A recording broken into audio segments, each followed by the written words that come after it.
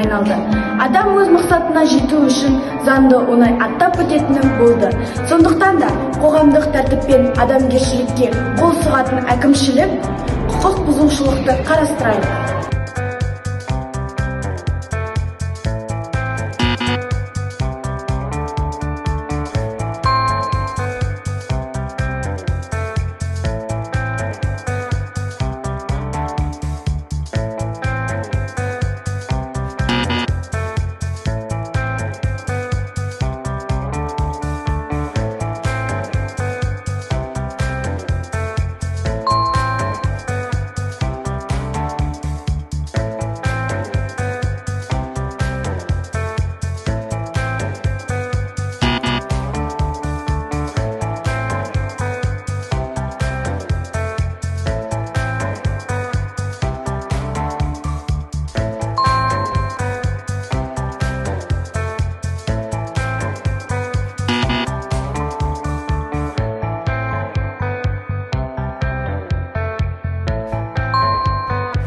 Сөзімізді қорытындылай келе, мемлекетіміздегі қоғамдық тәртіптерді сақтау Қазақстан Республикасының азаматтарының басты міндеттері болып саналады.